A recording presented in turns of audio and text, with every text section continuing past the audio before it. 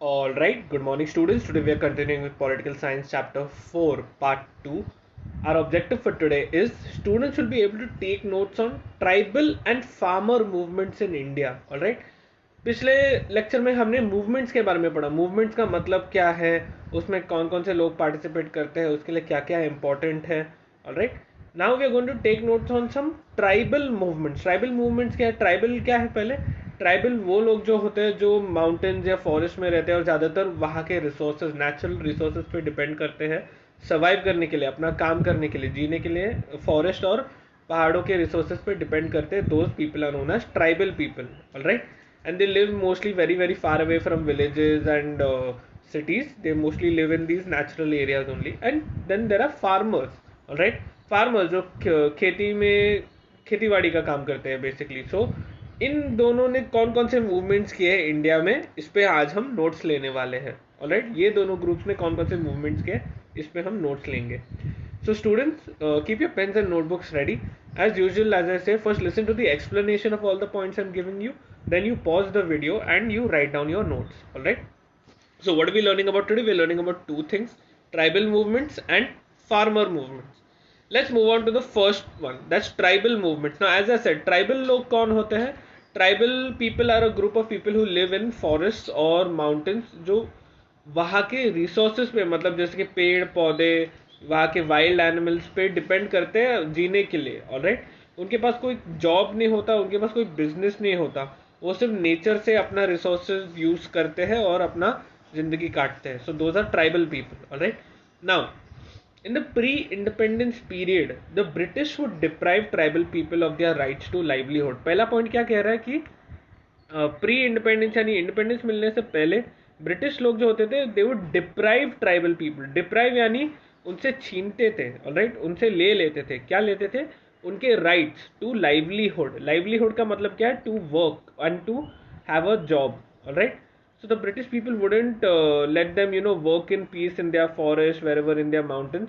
And that would mean कि अगर उनको फॉरेस्ट और माउंटेन से अपना मतलब खाना या जो भी सामान उनको ज़रूरत है उनको लेने नहीं मिल रहा है, then that means their livelihood is lost, right? Because वो तो नेचर के ऊपर डिपेंड करते हैं. समझो, if you are a tribal person and somebody one day comes and tells you कि no, you cannot use this forest के resources or you cannot use this mountain के resources, you have technically lost your livelihood. All right, so at that point the Britishers were stopping the tribal people from using the natural resources. Then second point, the tribal people were denied access to forests and other natural resources. This led to small movements from Kolam and Chota Nagpur, Gond from Orissa, Koli, Bhilla and Ramoshi from Maharashtra, Santal and Munda from Bihar. Alright. So what happened is, so the tribal people were denied. यहाँ पे denied का spelling थोड़ा सा गलत है. Instead of N S there should be a D at the end. So the tribal people were denied access to forest. मतलब उनको forest में जो भी रिसोर्सेज उसको यूज नहीं करने देते थे एंड अदर नेचुरल रिसोर्सेज को यूज नहीं करने देते थे. Why? Because the Britishers were using it for their own industrial needs, for their own factories and companies, लेकिन वो इंडियंस को उसको यूज करने नहीं देते थे. Now obviously the people would not stand for it. So what happened is, many small movements started in different places. For example, in Chota Nagpur, the Kolam revolted, Gond from Orissa, Koli, Bhilla and Ramoshi from Maharashtra, Santal and Munda from Bihar.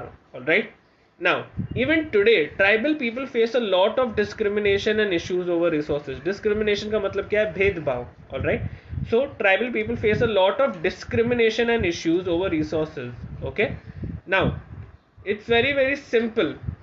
Now even if you see in this picture, the नीचे वाला picture, ना जान देंगे ना जमीन देंगे. Alright, simply think about this as a method for tribal people protesting.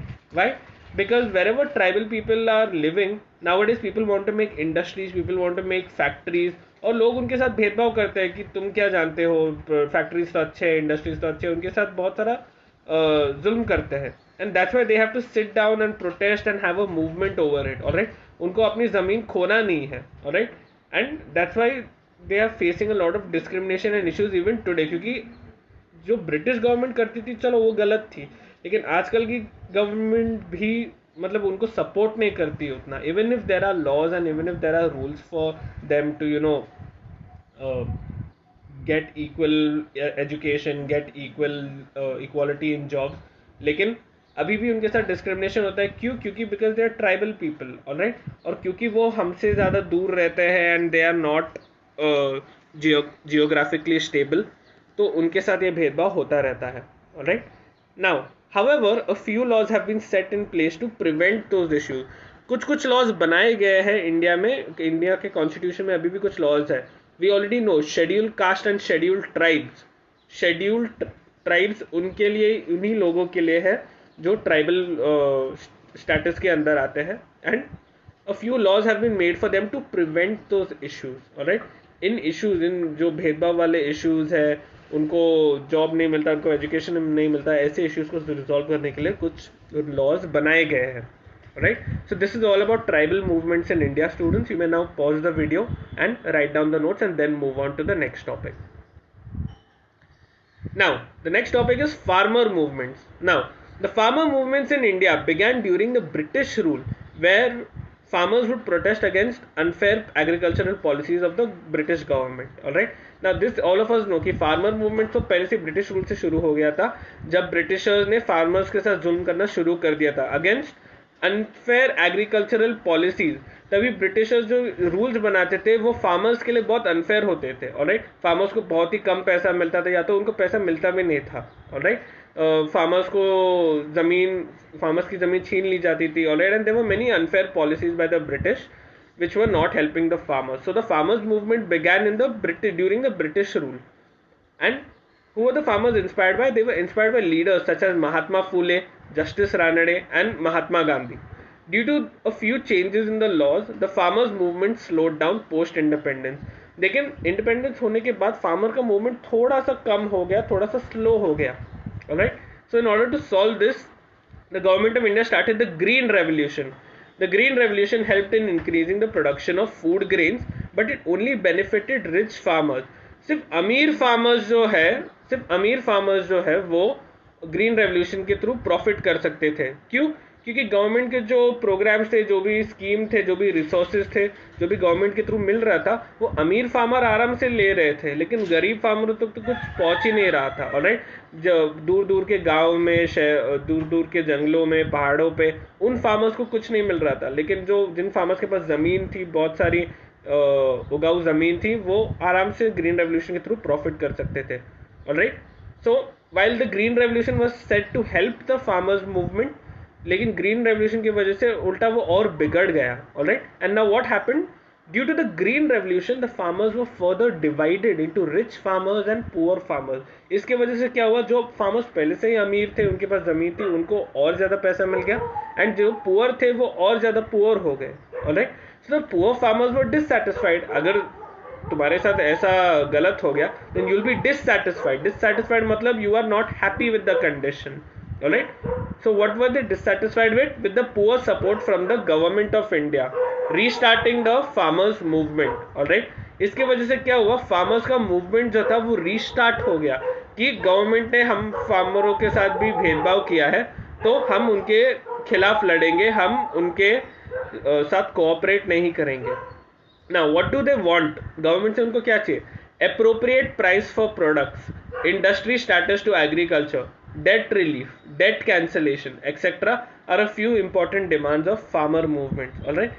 Appropriate price for products, उनको अपने अपने खेत से उगी हुई जो भी चीज़ें हैं, उनको उनका सही दाम चाहिए. Industry status to agriculture, government of India जैसे इंडस्ट्रीज, फैक्ट्रीज, कंपनीज पे जितना पैसा डाल रही है, फोकस कर रही है, उतना ही स्टेटस यानी उतना ही रिस्पेक्ट एग्रीकल्चर को भी मिलना चाहिए. डेट रिलीफ, डेट कैंसलेशन, अगर फार्मर्स ने बहुत सारे कर्जा लिया है, तो उनको वो भी कैंसिल करना या फिर उनको कम करना, ये गवर्नमेंट का जॉब है, ये उनके डिमांड्स है. तो ये उनके थोड़े से डिमांड्स है जो वो गवर्नमेंट ऑफ इंडिया से पूछती रहती है और उसके लिए लड़ती रहती है. Right, and that's what most of the farmer movements are doing. Shetkari Sanghatana, Bharatiya Kisan union, all Indian Kisan Sabha are a few farmer organisations in India. तो ये जो नाम है शेतकरी संघटना, शेतकरी मराठी में फार्मर का वर्ड शेतकरी है राइट. शेतकरी संगठना यानी फार्मर यूनियन, भारतीय किसान यूनियन ऑलराइट, पूरे भारत में सारे फार्मर्स का यूनियन, ऑल इंडिया किसान सभा ऑलराइट. ये सारे के सारे कुछ फार्मर ऑर्गेनाइजेशन है जो ऐसे मूवमेंट्स को सपोर्ट करते हैं. अगर किसी को किसी हक के लिए लड़ने की कोई फार्मर है तो वो इस ऑर्गेनाइजेशन को मतलब ऑर्गेनाइजेशन से बात कर सकते हैं, उनसे कनेक्ट कर सकते हैं और फिर अपना एक मूवमेंट, एक मोर्चा या फिर एक आंदोलन शुरू कर सकते हैं. Alright. With that, students, we have reached the end of our lecture and the end of our explanation. This is the question I want you to answer for today. Answer in brief. Brief, yani you have to at least put in 6 to 8 points. Alright. So, explain the nature of farmer movements in India. Farmer movements का nature कैसा था? Pre-independence कैसा था? Post-independence कैसा था? Is it positive in nature कि अच्छा खासा ग्रोथ हो रहा है कि ग्रोथ नहीं हो रहा है? ये सारी चीज़ें तुम्हें उस आंसर में डालना है. Not only the points that I'm giving you, but also some points of your own. Alright. So make sure you are adding all these points, 6 to 8 points in an answer. Alright. And write this down in your notebook. With that, we have reached the end of our lecture. Students, thank you so much for learning. If you have any doubts, reach out to me on WhatsApp. You can send me a text message. You can send me a voice note and I will answer your doubts over there. Have a nice day, all of you.